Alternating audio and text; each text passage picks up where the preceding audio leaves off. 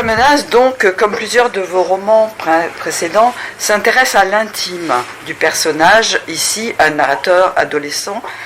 En quoi écrire je et l'intime d'un autre est pour vous un mode de narration direct, spontané? Alors, c'est intéressant que vous commenciez par ça parce qu'un de mes projets premiers avec ce livre, c'était justement d'écrire à la troisième personne. Et très vite, je me suis rendu compte que ça ne fonctionnait pas, enfin, je n'étais pas content de ce que je faisais. Et j'ai vraiment besoin d'écrire à la première personne parce que ce qui m'intéresse, c'est justement cette écriture de la, je sais pas, du sensible, on pourrait dire, rentrer dans un champ de conscience et en explorer les perceptions de manière très, très précise, essayer de retranscrire ce que c'est, je vais le dire de manière grandiloquente un peu, mais ce que c'est que de vivre même des petits événements qui en vérité ne sont jamais complètement de petits événements. Même prendre un petit déjeuner n'est pas toujours un petit événement. Et c'est vrai que voilà, ça m'intéressait de me dire, je vais essayer, même si je me méfiais de rentrer dans le champ de conscience de l'adolescent. En même temps, bon, vous avez été je l'avais déjà été, c'est ce que vous allez dire. Et puis surtout, on se rend compte que les perceptions finalement sont sans doute les mêmes à tout âge. Et même la métamorphose, en vérité, elle a lieu à tout âge. Oui. Souvent, on l'associe à l'adolescence, mais en vérité... On ne cesse de bouger. Plus, voilà, c'est ça. on le sait tous. Et donc, voilà, ce qui m'intéressait, c'était de rentrer dans ce champ de conscience-là, et d'en explorer... Alors, en plus, sur un plan plus littéraire, plus narratif, c'est très intéressant pour l'écrivain d'être dans, j'allais dire, un seul corps, puisque l'auteur que je suis connaît tout ce qui s'est passé, mais je vais pouvoir investir un seul des personnages et donc créer aussi du mystère, créer aussi...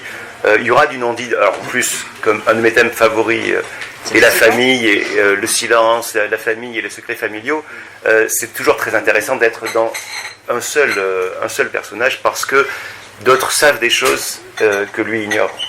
Et ça me paraît donc plus juste, et je trouve que aussi c'est une expérience de lecteur que je continue à aimer par-dessus tout, d'être dans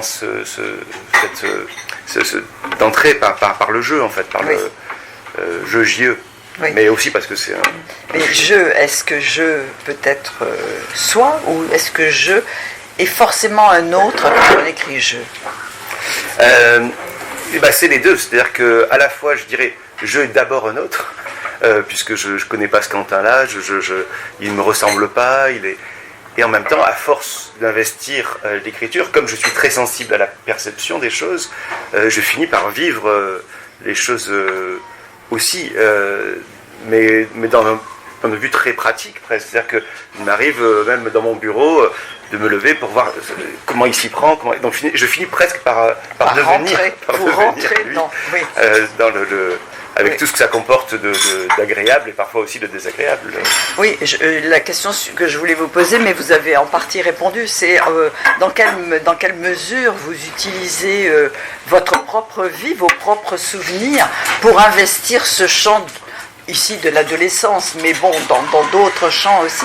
Et puis, de ce mal-être, moi, ce qui m'a frappé, évidemment, et je crois que tous les lecteurs qui ont aimé votre livre ont été frappés par cette chose-là, cette espèce de malaise qui est en dehors des mots presque, qui est dans la subtilité des choses. C'est pas un grand malaise qui est dit, et pourtant il est toujours là.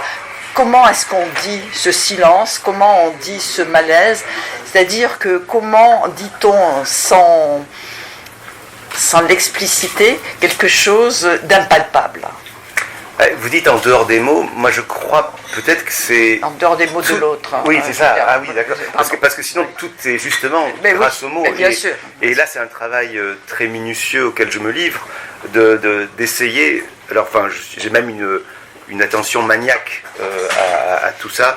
Je mets beaucoup de temps pour finalement écrire des livres très courts. Et d'ailleurs, il y a toujours une étape du manuscrit où il y a beaucoup plus de pages, et à force de retravailler, je coupe, je densifie pour essayer justement que chaque mot presque soit à sa place. Un des compliments qu'on peut me faire, c'est que quand on me dit qu'on a l'impression justement que chaque mot est exactement à sa place, ou qu'il faut être attentif à tout. Parfois même des lecteurs qui n'ont pas forcément cette habitude de lire avec précision ou qui aiment aller vite, me disent ah là on sent qu'il faut être attentif à tout et ça me fait toujours très plaisir parce que j'ai l'impression que leur lecture est pareille que la mienne.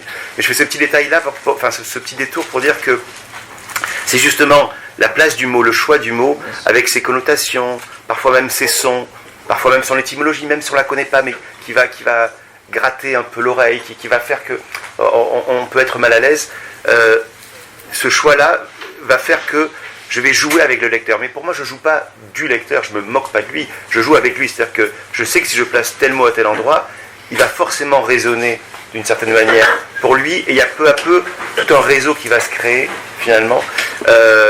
Et moi, ce qui m'intéressait avec ce livre, c'était d'essayer d'imaginer que le lecteur pouvait être mal à l'aise, sans savoir si le malaise venait du personnage, de lui-même, ou de l'auteur qui le manipule un peu. Donc j'avais envie de trouver cet équilibre un peu difficile, parce que je voulais évidemment que ce soit un livre, alors quand on dit sur le malaise, c'est à la fois le malaise que l'adolescent ressent, mais aussi le malaise des thèmes abordés de manière un peu par petites touches en fait. De la situation. De la situation aussi. Et du silence, parce que en fait, c'est ça, et je crois qu'il y a un point quand même assez commun entre vous deux, c'est-à-dire le silence et les mots du silence.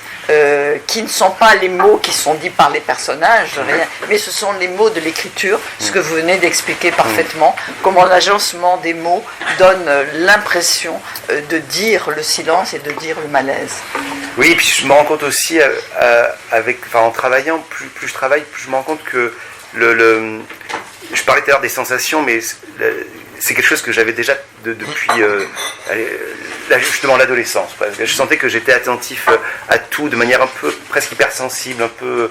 Et en fait, je me rends compte que cette attention à tout dans l'écriture finit par créer de la tension, étrangement. C'est-à-dire que si on se met à décrire le café qui est ici avec minutie, va naître finalement quelque chose à la fois presque du domaine poétique, mais à la fois aussi va créer une sorte d'étrangeté, de malaise. Et voilà, ça peut dynamiser le récit, ça peut créer justement ce sentiment. Oui. Ben, je crois que vous avez répondu, vous avez une bonne note.